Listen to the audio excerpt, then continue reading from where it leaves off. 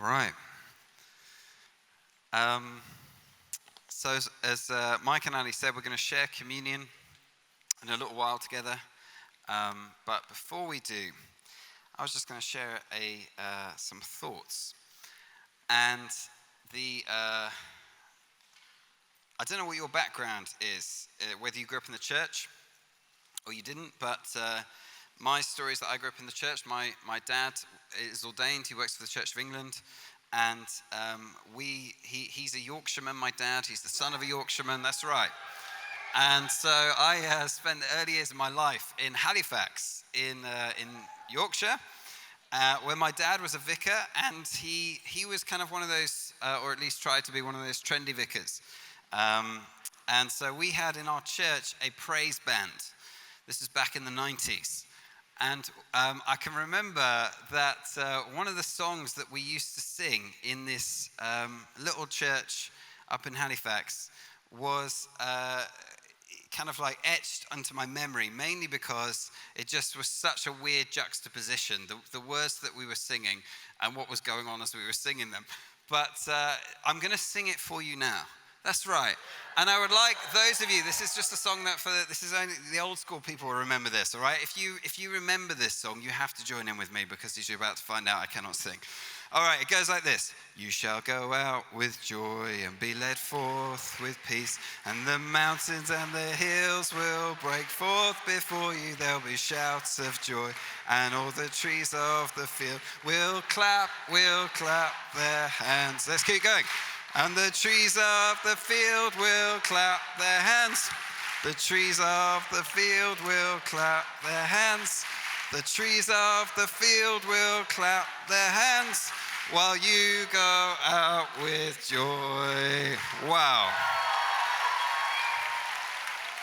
And what would happen? What happens today is that when we want to take it up a level in the worship, somebody's got like a Mac somewhere on the stage and they press a button and this track drops. But in the 90s, that kind of technology had not been developed yet. And so what they did to take it up to another level is some genius came up with the idea of why don't we just sing this again, but we'll just sing it faster. So everyone would start going, we shall go out with joy and be led forth with peace. Do you remember that? And in my church, we would have to get up and walk around the pews going, we shall go out with joy and be led forth with peace. I'm there with Agnes and Mavis, and we're doing this together. And there was this one time when I don't know why, but my mom and dad decided that we were going to witness, take worship to the streets. And so we hired this lorry and put our praise band on the back of a lorry. And kind of like went through Halifax with this lorry walking behind it, singing these songs. And you know when you're a kid, anything is embarrassing really, especially if you're seen with your parents, by your friends, even if you're just in a shopping centre somewhere. But just imagine being seen by your friends where you're there with your mum behind the praise band she's there going, we shall go out with joy. And that happened to me and I was dying inside. And to be honest, I thought they were a bunch of loonies at the time. But looking back, with the benefit of hindsight, I think, do you know what? Maybe they were onto something. I mean, they were loonies, but maybe they were onto something as well. And this thing about joy, this thing about going out with joy, we've had quite a wonderful week, haven't we, in the last few days? It's been amazing what God has done among us. And we're going home now. And what are we going to go back with, and what are we going to carry back with us? And I think that I've been discovering quite a bit about joy over the years as I've got to know Jesus better. Because I think before I really gave my life to him, from the outside, to me, becoming a Christian looked like giving up all the fun things in life and deciding to behave and become boring. And boy, did I miss it, because actually to grow in Christianity, to grow in relationship with Jesus, is actually to grow and develop in joy. It's to mature in joy. It's for our joy to become richer and deeper and more enduring. And my tendency always is to focus on the stuff that we have to do as Jesus' people. I've got to pray more, serve more, love more, give more. And it becomes for me like a massive to-do list. And actually I forget that the heart of it all, the whole point of the good news is what has been done for you. It's what we've received from him, that we discover that there's a God who made us and who loves us and who knows us by name and who calls us by that name into relationship with him, into fullness, abundance of life. I forget that. And so because I forget it, I don't always realize that this is an adventure in joy. And if you want to kind of come on a journey with me on this, then I want to just reflect a little bit about how we mature in this and what this might look like for us. But I just want to say as a caveat, really importantly, at the start, if you're here and you are struggling with depression or anxiety, and that's your day-to-day reality, then we're talking about then the risk we're talking about something like joy, and to be a Christian is to be joyful. The risk that what can happen then, and I'm really conscious of this, is that suddenly we can begin to think, great, not only have I got struggling with depression, but now I feel condemned and guilty that I'm not able to be a happy Christian. And that you need to hear that we're talking about something different here. Depression, anxiety, I've had my own battle with anxiety over the years. It's an illness. And it's not something that we need to be condemned by or feel guilty by or have to repent of any more than you need to repent of having a broken leg. And so that's a really important caveat to understand. At the same time, for all of us, God's invitation is into joy. And it starts with, not with me kind of, this is how I usually start. Okay, I need to be joyful. I'll put that on my to-do list. Be joyful when you get home. But it doesn't actually start there. It starts with understanding at a deep level who God is, who he is and what he's like. And as we become more like him, which is part of the journey that we're on, what we're becoming and who we're becoming. And for whatever reason, we sometimes think of God as cranky and angry and distant. And actually, that's such a misunderstanding of his nature. God is the most joyful being in the universe. And there's all sorts of places in the scripture we could go to that would show us that right at the core of who God is joy. There's lots of places in the Bible that reveal that. One of them is the way that God approaches his working week. Can you imagine if God approached his working week, we hear the story of it in Genesis chapter 1, in the same way that you and I so often approach the working week. In the beginning, God's alarm went off, he groaned, rolled over, and hit snooze. And then he said, oh my word, it's the first ever Monday. Oh, what have I got to do today? I've got to make some light. Oh man. And he's like, I could make kind of like, the sun and the stars and billions of comets flying around, making flashy. I could do that, but I really cannot be bothered. So I'm just going to make some like strip lights that you find in an office. And at the end of the first day, he looked at what he'd done and he said, it'll do.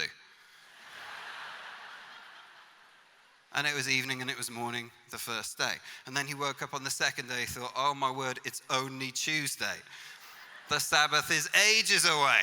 What have I got to make today? I've got to make some land. I could make really thick jungles and some rolling green hills and some mountain ranges, but I cannot be bothered. So I'm just going to make it all flat and gray and boring. And behold, the whole world looked like Milton Keynes.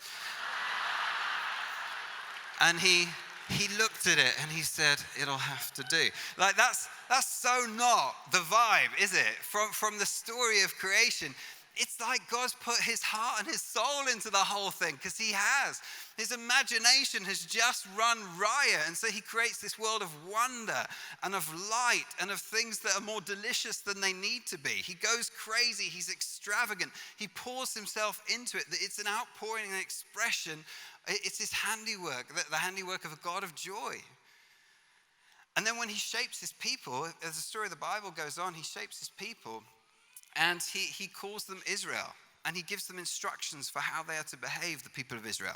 And a lot of what he says to them is he says, okay, you need to make sure that you take some time to celebrate.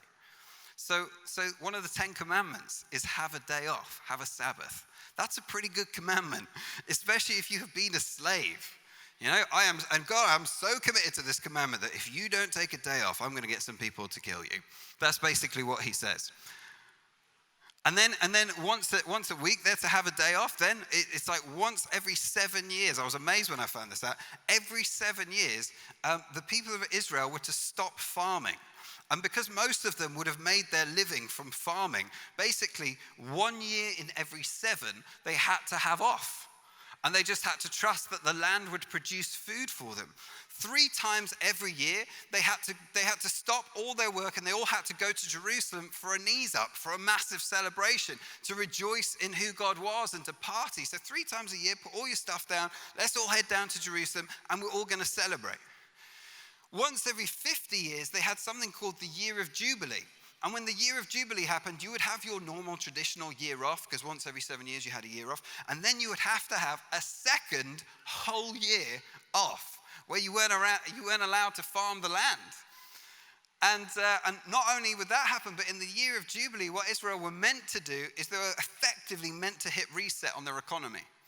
And so all the land, which of course over time inevitably ends up in the hands of a few wealthy people, would get redistributed according to how it was originally allotted to the tribes of Israel. So suddenly, that's not good news if you're one of the few rich, but if you're not, then that's an incredible year, because you're like, oh my word, all my debts are about to get cancelled and all the land is going to get redistributed. This is a good thing that's happening. It's a party year. God, the God of joy, said, this is how I want you to live, to reflect me to the world around you. And if that wasn't enough, he finally, eventually became one of us. Jesus, the most joyful being in the universe, becomes flesh. And because of the suffering of Jesus and because of the significance of that, sometimes I wonder if we miss the deep well of joy that lay beneath everything that he was doing. And so when he comes into the world, how does it begin? The angel appears above the shepherds and the sheep and says, hello everybody, I bring you good news of great joy for all people. And then a whole backing choir of angels jumps out from behind the clouds and they start singing, peace to everyone on earth. And then beneath them, Jesus is born and he comes with joy and he brings joy. And so when he starts his ministry in Luke chapter 4, what he does is he goes into the synagogue in the town and he says this. Luke chapter 4, verse 18, he reads from the scroll of the prophet Isaiah. The Spirit of the Lord is on me because he has anointed me to proclaim good news to the poor. He has sent me to proclaim freedom from the prisoners and recovery of sight for the blind, to set the oppressed free, and to proclaim the year of the Lord's favor. Do you know what the year of the Lord's favor is? The Year of Jubilee. That's what it meant. It's a year that Israel were commanded to celebrate, but there's no record they ever did. Well, Jesus says, I'm coming and we're going to celebrate this. This is going to be the cancellation of debts. This is going to turn the world upside down. And so if you're in prison or if you're blind or if you're oppressed or if you're poor, joy has just walked into the synagogue and announced that he has arrived, that his ministry has begun. And yes, Jesus confronts people and he confronts the powers of darkness and he's fierce in his justice. But he really was bringing rejoicing everywhere that he went. And he said to his people, he said to his disciples, John 15 verse 11, these things I have spoken to you, that my joy may be in you and that your joy may be full. And so for us, what this doesn't mean is, okay, we are meant to be joyful. Let's all try harder. That's my approach almost always. I just think if I grit my teeth, I can maybe do this. What I discovered to my surprise is that if you grit your teeth, you don't become more joyful. You can't just be like, haha, that's such a funny joke, I'm really enjoying this. It just doesn't happen. But what I found is what cannot be forced can be cultivated. And when we come to know the God that we know, then what happens is he begins to live inside of us, as we've not just talked about this week, but experienced afresh for ourselves. The Holy Spirit dwells in us. The fruit of the Spirit, we're told, is love, joy, and then the others. Joy. And so if I gave you a pot of soil and said, grow a plant just from this pot of soil, it would be impossible, no matter how hard you tried, to force something to grow. But when there's a seed inside of the pot, and I give it to you, then what you can do is you can cultivate the life that's in there. And for us, when we understand this, we can appreciate that actually, although I can't force supernatural joy into my life, I can recognize that the Spirit of God is living inside of me. And so it is possible for me to cultivate the joy that he is wanting for me to walk into. It's what a guy called Richard Foster calls the discipline of celebration. The discipline of celebration. What we'll do as we as we pursue this is we will discover the benefits of joy, and there are tremendous benefits. Nehemiah, when he's talking to the people in Jerusalem, when they're in the middle of a rebuilding project and they have the law read to them, they start to cry. And Nehemiah chapter 8, verse 10 says, he says to the people, "Go and enjoy choice food and sweet drinks, and send some to those who have nothing prepared. This day is holy to our Lord." By the way, that's where the word holiday comes from. Holy day. This word is holy to our Lord. "Do not grieve, for the joy of the Lord is your strength." The joy of the Lord is your strength. So I know for me, I'm thinking, well, we're going home again. There's going to be all the challenges that come with just, life. I mean, we won't be drowning on a campsite, but there will be tough things happening. And how are we going to keep going? How are we going to persevere? One way that's really important, one way that's incredibly life-giving, is to understand and appreciate this truth that the joy of the Lord is our strength. Joy gives us strength. Anyone here, I know we don't normally respond by putting our hands up, anyone here begun to learn an instrument? Ever just started learning an instrument? Give me a wave. Okay, now put your hands down if you're still playing it. So almost all of those hands are still up. What we did is we all started learning the instruments. For me, it was the flute. I have no idea why. And we stopped, yeah? Because, why? Because there was no joy almost. It's really hard to keep going if you're not enjoying something. And one of the things that I've been discovering over the years is joy, it gives you an endurance, but also part of the reason it does that is because it gives you perspective. It helps us appreciate the good and the bad in life. It helps us to sometimes just shake things off. One of the things that I've found over the years is life can be going really hard and then something happens that just causes me to crack up. And nothing has changed, but it feels like it has. I remember, this is a completely random thing, but I remember a little while ago, Mike and Beth and I were in a restaurant together in Malaysia, and the waitress was treating me really weird, and I couldn't understand why. Until she said, a bit later on in the meal, she explained how she thought the relationship between the three of us actually worked. And she genuinely thought, this is completely true, that Mike was married to Beth and that I was their son. And I remember being like, what kind of weird, I don't even understand that. I don't even understand how you can think that. How old do you think I am? Or how young, and I remember I was getting quite cross as she went on, and Beth just didn't really know what to make of it. And Mike was loving it. My word. And he started telling her all these stories that he was making up about how when I was 12, I used to wet the bed and just had a whale of a time. And and although I was a bit cross, obviously it was quite funny as well. What we find is that, life can be so heavy sometimes. You can have such a tough week, and then you meet up with a friend and you have a good belly laugh, even if it's just at yourself. And doesn't it feel like medicine? Doesn't it feel different? There's a reason for that, because joy gives us strength. Proverbs chapter 15, verse 13 says, "A happy heart makes the face cheerful, but heartache crushes the spirit." There's real benefits to the serious business of joy. And even if we weren't convinced by the benefits, unfortunately, we don't have a choice, because we are actually commanded to rejoice. So Paul says this in Philippians chapter 4, verse 4, "Rejoice in the Lord always." I will say it again, rejoice. He's writing that, by the way, from prison. Rejoice in the Lord always. I will say it again, rejoice. So how? If we think, okay, God's joyful, there's an invitation there for us to cultivate the joy that he implants into us, that is living inside of us through his presence. How can I cultivate that? What could I do to partner with him in this process of transformation? I just want to suggest 4 things that we could do to finish. The first one is this: you want to begin to cultivate joy. And not all of these might be for all of us, but maybe one of them would ring true for you as a thing that we could put into practice as we look to go home.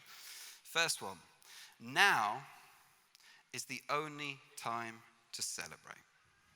Now is the only time to celebrate. So Psalm 118, verse 24 says, "This is the day that the Lord has made. Let us rejoice and be glad in it." That was another old classic back in the day. This is the day that they just nick this stuff from the Bible. Anyway, this is the day that the Lord has made. Let us be glad and rejoice in it. Now, what he doesn't say is yesterday was the day the Lord made, and wasn't that great? And tomorrow will be a day that the Lord will make, and let's look forward to that. He says, this is the day that the Lord has made, so let us be glad and rejoice in it. And many of us, what we do is we with our attitude to joy, is we take this approach, and I do it. When everything's sorted, then I'll rejoice.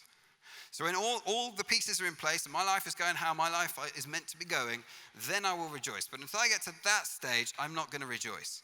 The danger with that, the risk with that, is that life just happens, and the reality is it's never perfect. And so if we're not careful, then we can spend the whole of life waiting for the perfect conditions in which to rejoice and find ourselves never rejoicing. So I know some of us are at school, but for the rest of us, do you remember when you were at school and it was like, oh my word, I cannot wait until I finish school. And I do not have to sit another exam. It's going to be amazing. They're not going to make me study chemistry anymore. I just can't wait to get out of here and get a job. And then you leave school and you get a job and you're like, oh my word, I had it so good in school. I used to have 6 weeks off. I used to, and I just had to worry about a few things like this. And now I've got all of this to deal with, and they give me 4 weeks a year? Like, what is with that? And I hate my job, and my career is not going well. Or we can think about our relationships. You can think when we're single, okay, well, maybe if I get a boyfriend or a girlfriend, then I'll be happy. And then, I'll be able to really enjoy my life. And then you end up getting a boyfriend or a girlfriend, and you think after, well, do you know what? I am happy, but they're telling me what to do quite a lot. And, she's telling me what to wear, and he's telling me what to watch. And maybe it will change if we get married. And so you get married, and you think, oh my word, 2 weeks in, the perfect person that I married doesn't seem quite as perfect as they were on the wedding day. And they seem to be thinking the same thing about me. Oh gosh, we're in this forever now. And then you think, well, maybe we'll be happy if we have some kids. And so you have kids, and you think, what were we thinking? We used to have days off. I used to get up at 8 o'clock and think that was early. Now it's 5 a.m. every single day. I'm changing nappies constantly. And so we say to ourselves, well, maybe when we get through this phase, maybe when they become teenagers, it will be easier. Yes. And then you become a parent of teenagers and you think, what was I thinking? I used to have the problem of waking up to change a nappy at 2 a.m. and now I'm up at 2 a.m. thinking, where the heck are they? They were meant to be home 2 hours ago. And we think maybe it will be easier when they go to university. And they go to university and you realize, what was I thinking? This is costing me an absolute fortune. They only come back with dirty laundry. Maybe it will be easier when they finish university. And then they finish and they can't get on the property ladder. So they come back and they live in your house and you think, what was I thinking? This is never going to end. And then eventually they hit 45 and they've saved up enough money for a deposit, and so they leave home. And then you think, oh man, do you remember when the kids were around all the time? And the house was full, and now it's not. And you end up with what they call empty nest syndrome. And then they have grandchildren and they bring them over to your house and you think, what were we thinking? What were we thinking? We're not young like we used to. We don't have the energy I can't do this anymore. And then the grandchildren aren't interested anymore and you think, oh, do you remember when they used to come over and they used to eat our cakes and that was like a real treat? And then you die.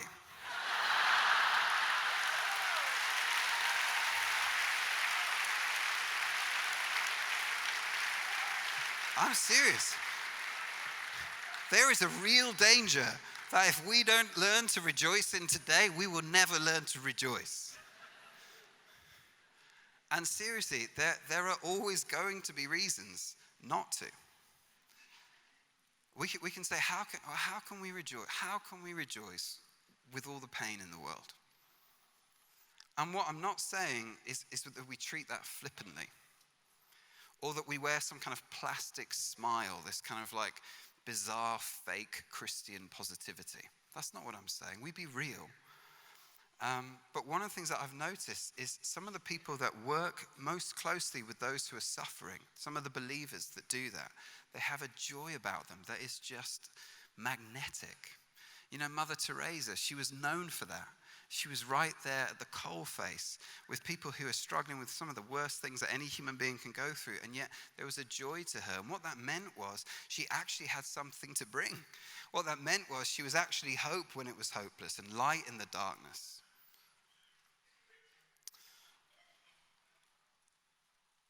Someone said to me once, suffering is inevitable, but celebration is a choice. Now is the only time we can rejoice. Second thing that we can do to learn to cultivate, and I say this to myself as much as to anybody else in this room, probably more so. Get over your selfie. This is the selfie generation, right? The selfie time. And what we do constantly, of course, is check ourselves out and think about ourselves. And what Jesus says to a bunch of stressed out people in the Sermon on the Mount when he's telling them not to worry is he says, look at the birds of the air. Look at the flower of the fields. Implication being he's done both. And then he says, and look at your Father in heaven. Just look at him for a bit.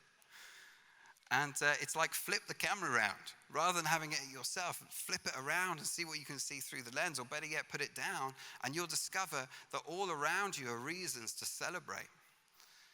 I remember reading this book by a guy called John Ortberg who was talking about his little kid, Mallory. And he said that they used to have in their house, in the Ortberg house, what they called a Dee-Dah day, which is really just like a fun day. And he remembers this time where he was bathing his little girl, and she got out the bath and she started running around in circles going, it's a Dee-Dah day, it's a Dee-Dah day, it's a Dee-Dah day. And he was like, a bit frustrated. He wanted to get into the next part of his day. So he just said, come on, Mallory, just go a bit faster. And she misunderstood what he said. And she started going, it's a Dee-Dah day, it's a Dee-Dah day, it's a Dee-Dah day. And he said, no, that's not what I meant. I mean, come on, we've got to get on to the next thing. And she just looked at him and said, why? And he realized he had no answer. He just, it was like, oh. And there's this thing about kids that have this wonderful ability to almost exult in monotony, in doing the same thing. Have you ever had a little kid, like a nephew or a niece, come up to you and say, hey, can you throw me in the air? And you go, okay, throw them in the air. And then they go, do it again.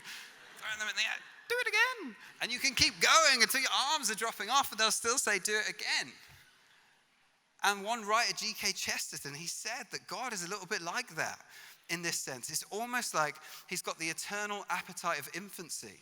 Chesterton says maybe God just says every morning to the sun, do it again, and every evening to the moon, do it again. Maybe he makes every daisy individually, not because he can't think of another way to make a daisy, but just because he loves to do it. He says that we have sinned and grown old, and our Father is younger than we are.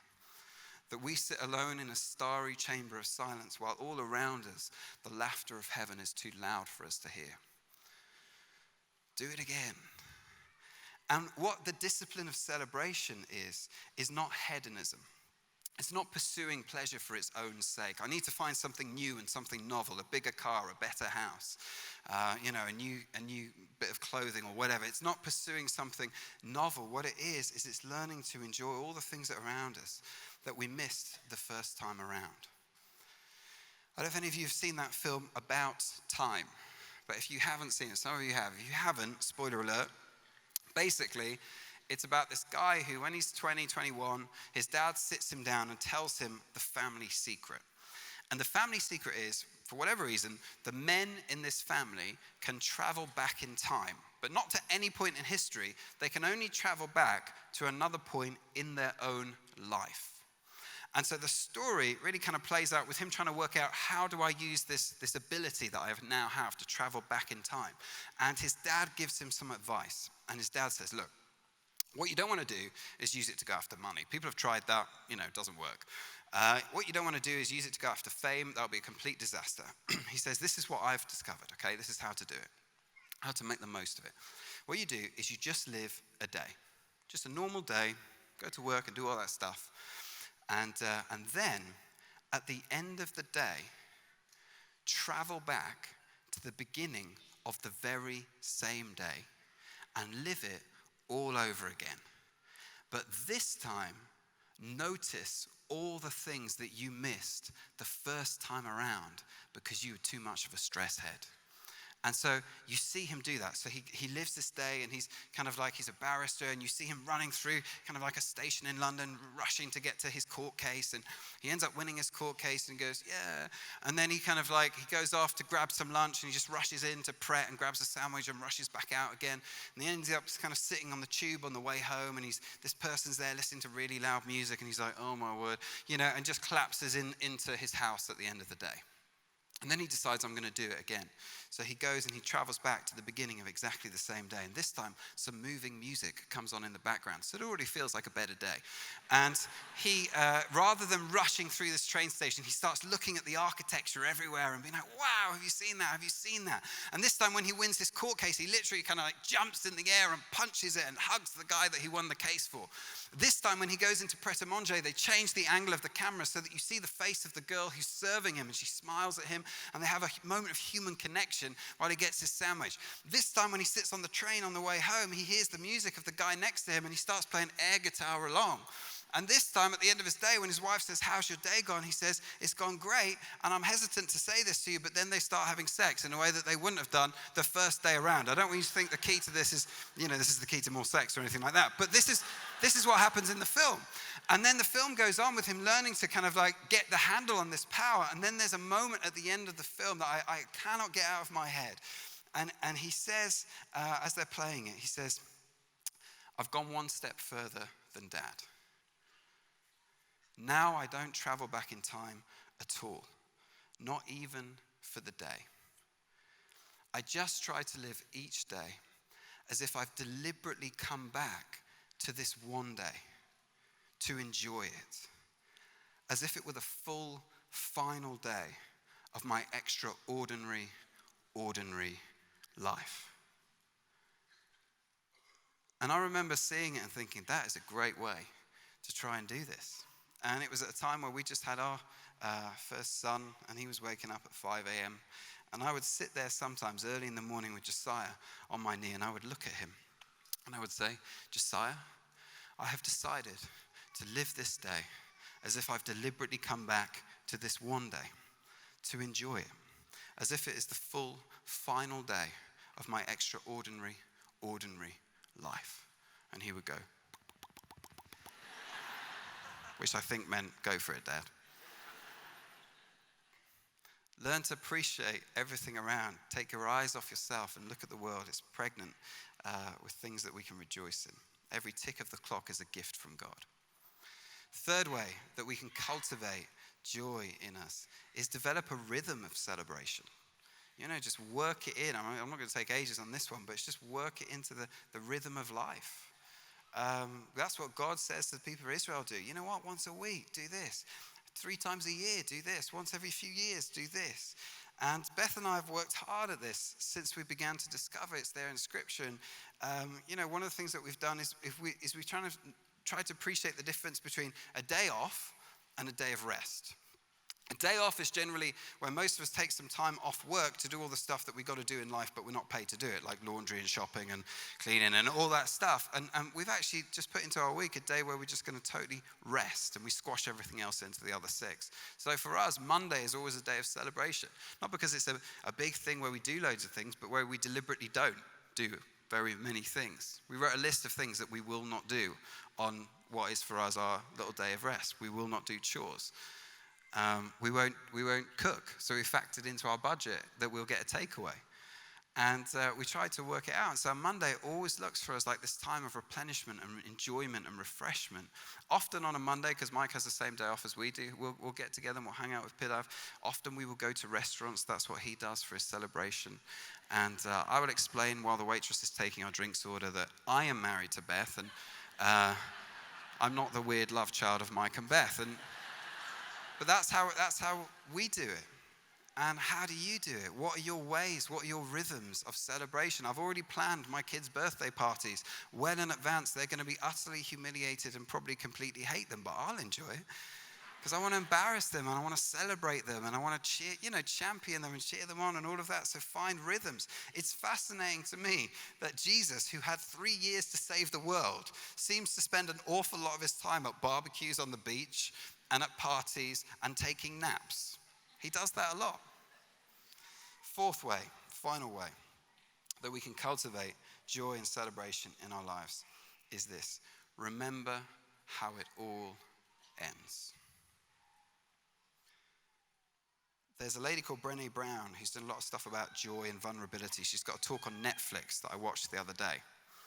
And one of the things she says in this talk is she says that often joy is this vulnerable emotion that we don't always allow ourselves to feel because we're so afraid that it's going to disappear.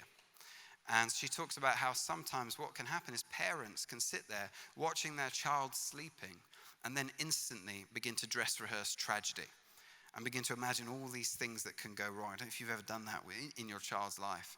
Or that we can suddenly one day wake up and think, hang on a second, everything in my life is pretty good right now. You know, I'm enjoying it. Like, it seems to be going well at work or at school. It seems to be going well with my friends. Like, you know, I'm enjoying my life. And then the very next thing we think is, uh-oh, it's just a matter of time till the other shoe drops. And we imagine and we dress rehearse tragedy. And I would say, as Jesus' people, you know, one of the things that we want to be thinking about, imagining and dress rehearsing, is the end that we're given as a concrete, definite end to this phase of creation, which is that when heaven invades earth, all things will be put right. C.S. Lewis said that our first word when we get to heaven will be the word, oh, with an air of, now I understand. Oh, now I get it. Your goodness and your compassion and your generosity. Now I see it. Well, we don't have to wait till we get there to celebrate it now. And we're given this picture of the future in the book of Revelation, where we're told, Revelation chapter 21, verse 3, and I heard a loud voice from the throne saying, now the dwelling of God is with men, and he will live with them, and they will be his people, and God himself will be with them and be their God. He will wipe every tear from their eyes. There will be no more death or mourning or crying or pain.